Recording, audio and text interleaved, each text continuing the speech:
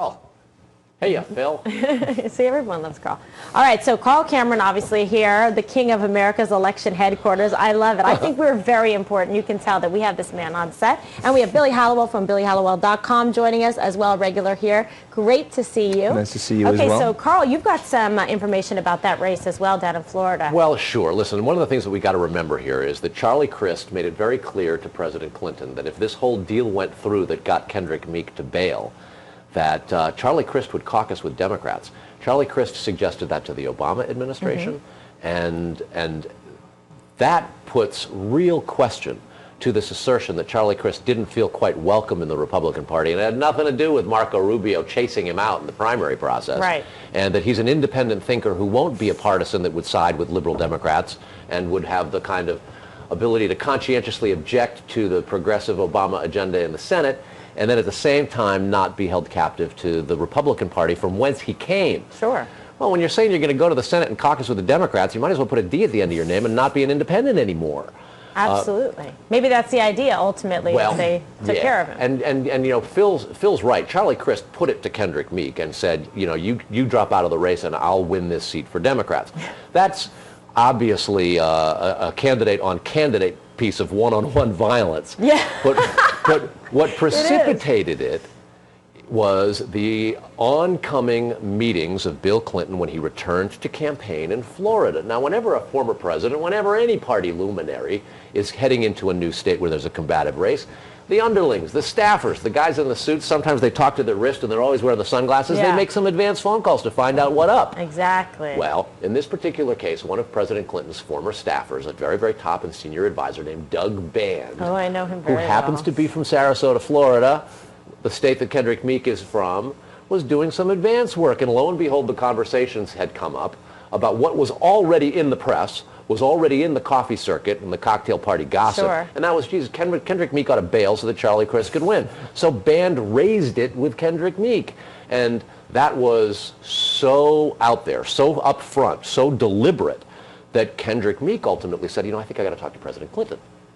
So when you hear people say it was Meek who wanted to talk to the president and the President Clinton initiated it, well, it was already out there, right. And an advance advisor for President Clinton brought it to the candidate's attention. The candidate said, well, I guess I got to talk to Bill. Yeah, he's quite an advancement. That Doug Band knows everything that's going on. They're good at their work. So you're left with this situation where it's a he said, she said among Democrats, and Charlie Crist, the independent out there, saying, I'm going to caucus with Democrats, so is he an independent or not? And let's be realistic, Marco Rubio has a huge lead here, and even if Kendrick Meek were to drop out, it's an open question as to whether or not those liberal Democrats backing him would go with Charlie Crist, who used to be a Republican. No, absolutely. And doesn't this make Rubio look good in the scheme of things? Well, it's yeah. Politics as usual again, and people are seeing that. We know this happens behind the scenes, but now it's, you know, Let me bring in one more guest, you guys. In the D.C. Bureau, we have David Mercer joining us, Democratic strategist. Let's get your thoughts on that, and then we're going to talk about a few more things. Carl's got some stuff for us. Well, with all the chatter aside, and knowing Congressman Meek, and with just several days before game day, I could not foresee Congressman Meek stepping aside in this race. And I think it really comes down to the voters having the options. As we know, there are 3 candidates, and for the voters to decide. And I don't think we're going to see the consummation of any backroom deal that might lead to a withdrawal of Congressman Meek's, again, with the final days upon us before the voters have a chance to make the choice, which is their, that's what this is all about, is them having the choice, not 1 or 2 people collaborating. Carl, I'm going to have you start your session. We've got Can some I really... just quiz David here on something? Absolutely. Dave, I got a question for you, man. Please. President Obama, when he ran against Hillary Clinton, was an underdog and an unknown, and a long shot. And he said, I have a right to be heard, and I want to participate, and Democrats should be given the opportunity to come out of the woodwork and beat the long-standing establishment candidates. He did that himself. He promised hope and change, and he promised to be different, and he said it wouldn't be more of the same, and there'd be a different kind of American politics. Well, this is not the first time that the Obama administration was behind trying to get a Democratic candidate out of the race.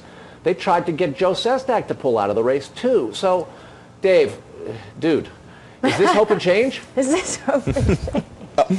Listen, there are a lot of discussions that go on fielding the best candidates, and I think the Democratic Party has surpassed the Republicans and the Tea Party candidates, and we'll see that on Election Day.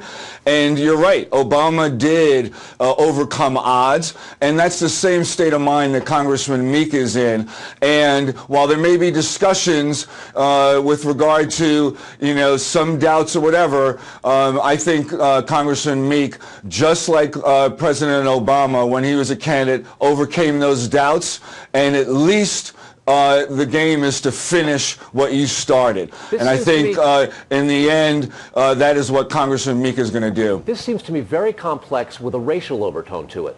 Kendrick Meek, obviously an African-American. President Obama, obviously an African-American. Bill Clinton, who used to be the first black president before Obama actually became it, and pressure to get him out of the race. Is there a possibility of a problem in that? Is anybody saying anything about that?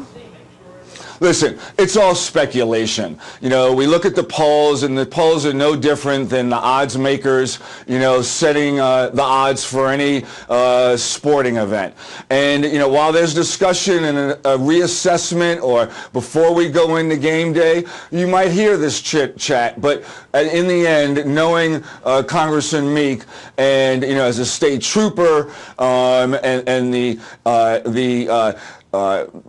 challenges he faced there on the football gridiron, and as a very formidable competitor, as a football player in Florida, I don't see him stepping aside. Yeah, I don't think so either. What do you think, Billy? No, he's not going to step aside now, but this is the last thing that any of them needed, because again, it just makes Rubio look messy, that much better. It's kind of totally messy. It's not good at all. I don't think it helps. It's a distraction. Yeah, well, that's not good to have going down to the final wire here. So I want to talk about some of the closest races in the country. Carl, we've got you. Carl Cameron in the House. We talked about West Virginia, Colorado, Pennsylvania, Washington, Illinois, Nevada. So take it's really quite remarkable. Yeah. Close races are not uncommon. People are asking, why is this year there's 100 contested races in the House, and there's 5 or 6 Senate races, all of which are within the margin of error, or even within a point or two. Amazing, yeah. Couple of things. Firstly, over the course of the last 3 decades, we've had very, very aggressive congressional redistricting where Republicans and Democrats alike put firewalls around their incumbents.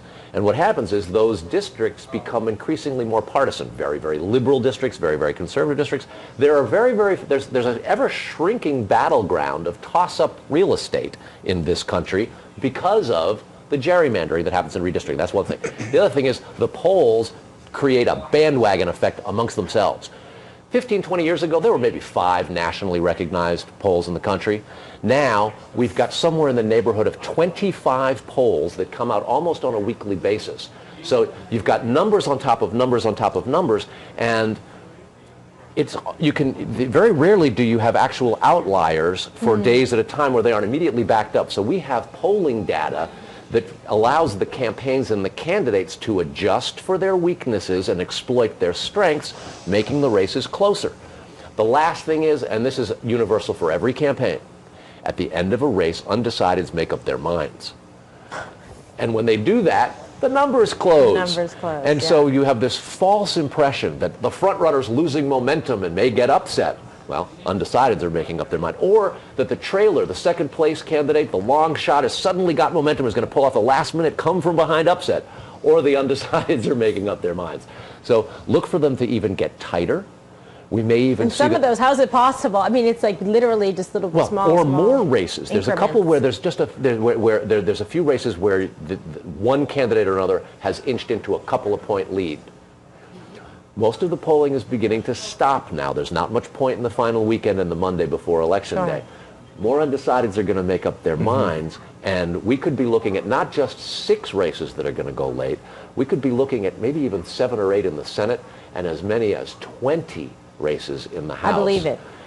So, you know, everybody's like, oh, Carl, so great to see you off the campaign trail in the studio. I am not off the campaign trail, folks. We're looking at recount stuff in a matter of 5 days. It's really true. I was talking to Neil Cavuto about that. There'll be recounts, all the legal maneuvering that's going to take place. We already have seen cases filed because you have the absentee voter, fraud to machines, the whole deal. You had absentee ballots registered to an empty parking lot. That was a good one. That was one of my favorites, 250 of those. So I imagine, especially with some of these very close races where it might make a difference, you're going to see those starting. And there, in some places, there aren't a hell of a lot of votes left. In Nevada, half the vote will be cast before Election Day. Yep. That's really interesting. So you've got cases where early voting and absentee voting has made it possible for candidates to bank their base vote and start really targeting, phone calling, door knocking, and emailing and direct mailing those few left who haven't early voted, which makes it even stragglers. and they, you know, it's like in the old cowboy movies with a whip and a shotgun. They're going to do everything they can to drive those voters to the polls. Literally drive them. Get in the back of the car. Let's go. David, we have only a couple minutes left with you. What do you think about Nevada? That's definitely a race everybody's talking about. It's got a lot of talk and action and craziness going on over there. I think it's emblematic of a lot of the races Carl just referred to and that you listed earlier.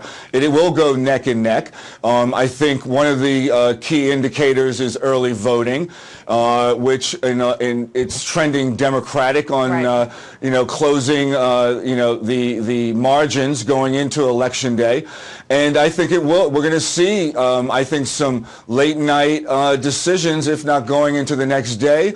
You might even find a situation in 1 or 2 Senate races, as we did in Minnesota, and in the last elections. And so, I think it's going to be a nail biter going in for a lot of these campaigns, and for the respective parties as well, and their candidates to see them victorious. Absentee balloting is an interesting thing, In a lot of states, Democrats do outnumber Republicans, particularly in the wake of the Obama victory of 2008. Mm-hmm. So when we hear that Democrats are pulling more absentee ballots or voting in greater numbers on the early vote than Republicans, a lot of times that's just a statistical reality from the state wherein Democrats are outnumbering. What may be even more important is the percentage. And what we found in places like Nevada is that the early voting and the absentee stuff is not on pace with where it had been in the past. That's interesting. Numerically, it outnumbers Democrats profoundly. But as a percentage of what's happened in the past, Republicans are doing better and Democrats are doing worse. So, numbers are easy to be turned into liars, but you can look at it from both sides. David Mercer, thank you so much for joining us. Nevada is a... Okay. So, Carl, right